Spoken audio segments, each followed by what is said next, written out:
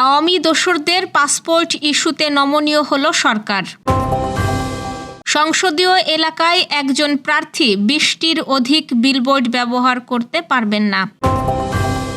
শেখ হাসিনা জয়ের বিরুদ্ধে red alert জারি চেয়ে দুদকের চিঠি।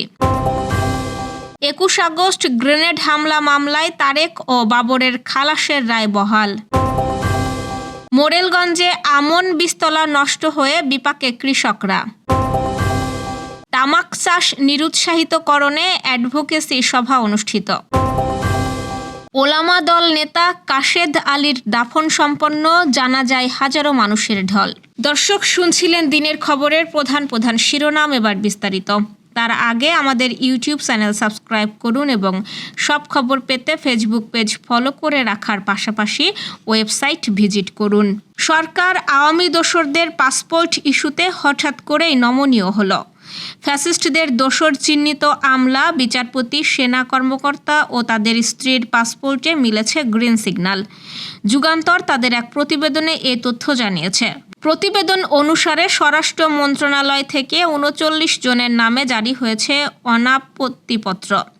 এদের মধ্যে আছেন সাবেক বিচারপতি, সচিব, ভিসি ও উচ্চপদস্থ সামরিক কর্মকর্তারা। যদিও তাদের কারো কারো বিরুদ্ধে চলছে হত্যা মামলা, দুর্নীতি তদন্ত ও আন্তর্জাতিক অপরাধ ট্রাইব্যুনালের অভিযোগ। আগস্টে সরকার পতনের পর যেখানে কঠোর ছিল অবস্থান, হঠাৎ করেই সেই নীতি বদলে গেল কেন তা নিয়ে প্রশ্ন উঠেছে। এ বিষয়ে স্বরাষ্ট্র মন্ত্রণালয় আনুষ্ঠানিক কোনো মন্তব্য করেনি, তবে কর্মকর্তারা বলছেন পাসপোর্ট পেলেও অভিযুক্তরা ইমিগ্রেশনে সহজে দেশ ছাড়তে পারবেন না। আসন্ন ত্রয়োদশ জাতীয় সংসদ নির্বাচনে ভোটের প্রচারণায় কোনো পোস্টারের ব্যবহার থাকছে না। একই সঙ্গে একটি সংসদীয় এলাকায় কোনো একজন প্রার্থী নির্দিষ্ট সংখ্যার বেশি বিলবোর্ড ব্যবহার করতে পারবেন না। এক্ষেত্রে সর্বোচ্চ ২০টি বিলবোর্ড ব্যবহার করা যাবে। এমন বিধান রাজনৈতিক দল ও প্রার্থীর আচরণ বিধিমালায় যুক্ত করেছে নির্বাচন কমিশন। বিলবোর্ড ব্যবহার সীমিত করার কারণ হিসেবে কমিশন বলছে, বিলবোর্ড তৈরিতে অনেক টাকা খরচ হয়। এক্ষেত্রে ইচ্ছেমতো বিলবোর্ড ব্যবহারে প্রার্থীর নির্বাচনী ব্যয়সীমা অতিক্রম করতে পারে। এছাড়া বিলবোর্ড এর কারণে প্রার্থীদের মধ্যে বিশৃঙ্খলা সৃষ্টি এবং পরিবেশ নষ্ট হতে পারে। বিলবোর্ড ব্যবহার সীমিত করার ক্ষেত্রে এসব বিষয় বিবেচনায় নেওয়া হয়েছে। গণপ্রতিনিধিত্ব আদেশে বিলবোর্ড ব্যবহার বিষয়ে ইসি জানিয়েছে, বিলবোর্ড ব্যবহারের ক্ষেত্রে শুধু ডিজিটাল বিলবোর্ডগুলোতে আলোর ব্যবহার করা যাবে, বিদ্যুতের ব্যবহার করা যাবে। অন্য ক্ষেত্রে আলোকসজ্জার উপর নিষেধাজ্ঞা দেওয়া হয়েছে। সাবেক প্রধানমন্ত্রী শেখ হাসিনা ও তার ছেলে সজীব ওয়াজেদ জয়ের বিরুদ্ধে রেড অ্যালার্ট জারির জন্য চিঠি পাঠিয়েছে দুর্নীতি দমন কমিশন। আজ প্লট জালিয়াতির সংশ্লিষ্ট মামলার তদন্ত কর্মকর্তারা এই চিঠি পাঠান।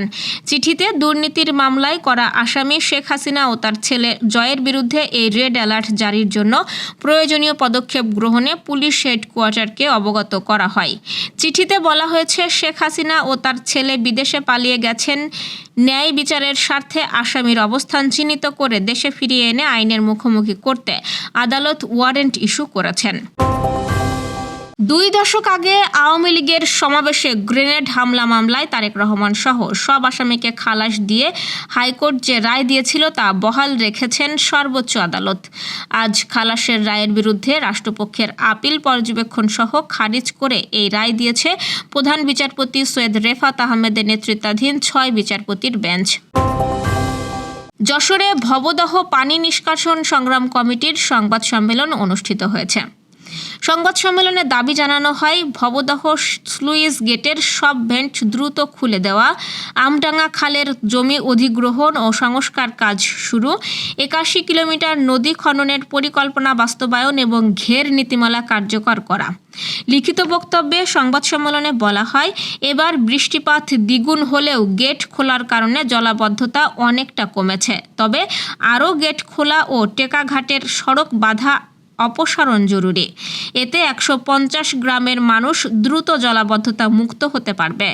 সংগঠনটির পক্ষ থেকে জানানো হয়, দীর্ঘসূত্রিতা ও কায়েমি স্বার্থবাদীদের ষড়যন্ত্রে জলাবদ্ধতার সংকট দীর্ঘায়িত হচ্ছে। এসব প্রকল্প দ্রুত বাস্তবায়নের পাশাপাশি নদী, খাল উদ্ধার ও ঘের নীতিমালা কার্যকরে জোর দাবি জানানো হয়। দাবি আদায়ে আগামী 5 অক্টোবর ভবদাহ দিবস উপলক্ষে নোয়াপাড়া হাইস্কুল মাঠে সমাবেশ করার ঘোষণাও দেওয়া হয়েছে। জাতীয় বিশ্ববিদ্যালয় অনার্সের দ্বিতীয় বর্ষের ফরম পূরণের ফি বৃদ্ধি এবং অন্যান্য খাতে একইভাবে ফি বৃদ্ধির প্রতিবাদে যশোরে মানববন্ধন অনুষ্ঠিত হয়েছে। আজ দুপুরে যশোর সরকারি সিটি কলেজের শিক্ষার্থীরা প্রেস ক্লাব যশোরের সামনে এই মানববন্ধন কর্মসূচি পালন করেন। বাগেরহাটের মোরেলগঞ্জে অতিরিক্ত জোয়ার ও বর্ষণে আমন বীজতলা নষ্ট হয়ে বিপাকে পড়েছেন কৃষক। আমাদের প্রতিনিধি গণেশ পাল জানিয়েছেন, 2 মাস পর চড়া দামের পাশের গ্রাম থেকে আমন বীজ পাতা কিনে মাঠে রোপণে ব্যস্ত সময় কাটাচ্ছেন কৃষকরা।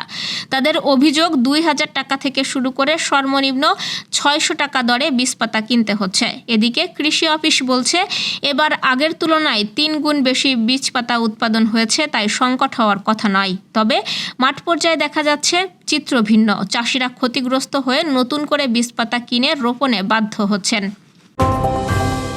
কুষ্টিয়ার মিরপুরে তামাক চাষ নিরুৎসাহিতকরণ ও নিরাপদ খাদ্য উৎপাদনে মিডিয়া প্রতিনিধিদের সহায়ক ভূমিকা শীর্ষক অ্যাডভোকেসি সভা অনুষ্ঠিত হয়েছে। আমাদের প্রতিনিধি বাবলু রঞ্জন বিশ্বাস জানিয়েছেন, মুক্তি নারী ও শিশু উন্নয়ন সংস্থার উদ্যোগে এবং Asia Pacific forum women law and ডেভেলপমেন্টের সহযোগিতায় আজ সকালে মিরপুর প্রেস ক্লাবের হল রুমে এই অ্যাডভোকেসি সভা অনুষ্ঠিত হয়।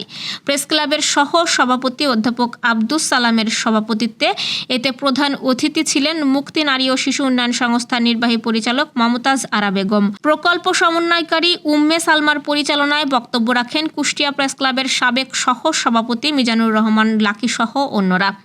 সভায় বক্তারা বলেন, বিস্তীর্ণ জমিতে পরিবেশ বিধ্বংসী তামাক চাষ বেড়ে চলেছে। তামাক চাষের ফলে স্বাস্থ্য ক্ষতিকর পাশাপাশি জমির উর্বরতাও নষ্ট করে। খাদ্য নিরাপত্তা নিশ্চিত করতে তামাক চাষের বিরুদ্ধে সামাজিক আন্দোলন গড়ে তুলতে হবে।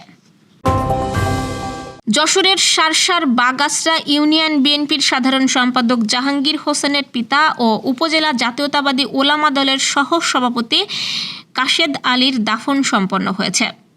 আমাদের প্রতিনিধি নাজিম উদ্দিন জনি জানিয়েছেন, আজ উপজেলার বাগাসরা গ্রামের পারিবারিক কবরস্থানে মরহুমকে দাফন করা হয়। এর আগে সকাল 11টায় বাগাসরা ইউনাইটেড মাধ্যমিক বিদ্যালয় মাঠে হাজারো মুসল্লির অংশগ্রহণে তার নামাজের জানাজা অনুষ্ঠিত হয়। মরহুমের জানাজায় উপস্থিত ছিলেন যশোর জেলা বিএনপির সভাপতি অ্যাডভোকেট সৈয়দ সাবেরুল হক সাবু, জেলা ওলামা দলের সহ সভাপতি মোশাররফ হোসেন, জেলা যুব দলের সদস্য সচিব আনসারুল হক রানা, কেন্দ্রীয় বিএনপির সাবেক দপ্তর সম্পাদক মফিকুল হাসান তৃপ্তি, জামায়াতের কেন্দ্রীয় কর্মপরিষদ সদস্য মাওলানা আজিজুর রহমান, উপজেলা বিএনপির প্রধান উপদেষ্টা খায়রুজ্জামান মধু সহ বিভিন্ন পর্যায়ের নেতৃবৃন্দ বুধবার ঢাকায় চিকিৎসাধীন অবস্থায় কাশেদ আলীর মৃত্যুবরণ করেন। দর্শক, এই ছিল দুপুরের আয়োজন। রাতের খবর দেখার আমন্ত্রণ রইল। সেই সঙ্গে এতক্ষণ সাথে থাকার জন্য ধন্যবাদ।